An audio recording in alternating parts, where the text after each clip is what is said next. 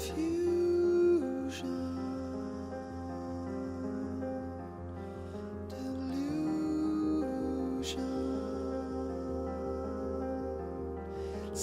CLK tire sa révérence. Nous voici aujourd'hui en Toscane pour tester sa digne remplaçante, la classe E coupé. Alors je vous propose un rapide tour du propriétaire.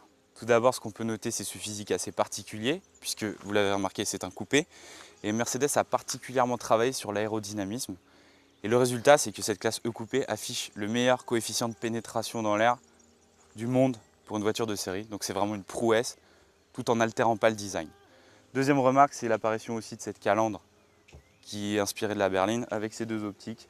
L'ensemble est vraiment luxueux, haut de gamme, c'est du Mercedes.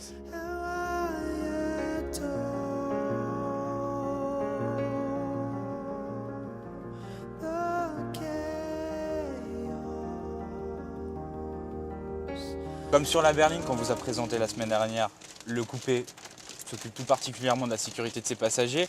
On le voit notamment avec l'apparition de nouveaux équipements comme cette assistance somnolence qui vous réveille si vous piquez du nez, si on peut dire, sur la route, donc par des signaux sonores et lumineux.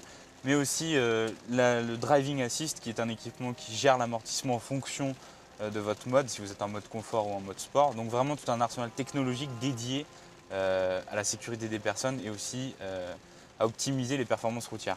Maintenant, ce qui nous a retenu notre attention, c'est le manque d'espace aux places arrière. Donc on pourra aller le voir tout de suite après ensemble. Mais vraiment, Mercedes reste fidèle à sa qualité au niveau de la finition, de la fabrication, c'est vraiment du très haut de gamme. Alors vous voyez, je ne vous mentais pas, moi qui suis quand même un grand gabarit, assez corpulent, à l'arrière c'est un petit peu juste au niveau de la tête, donc c'est sûr qu'on ne ferait pas des centaines de kilomètres à bord de ce coupé.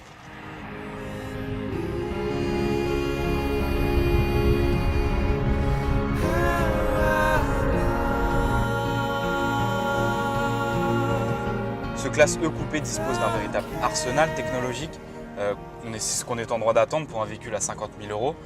Maintenant, les conducteurs verront un petit peu leur plaisir de conduite en retrait puisqu'ils passeront la plupart du temps à déconnecter toutes les aides à la conduite.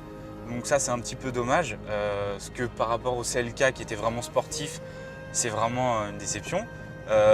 En revanche, au niveau des suspensions, du confort, de l'isolation, il n'y a vraiment rien à dire.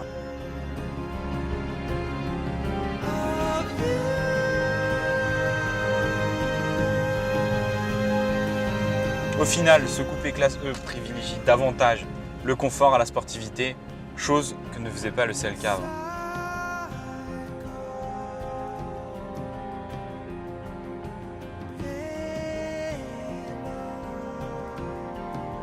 Ce classe E coupé dispose d'un arsenal technologique et de tout l'équipement haut de gamme que peut espérer aujourd'hui un coupé luxe.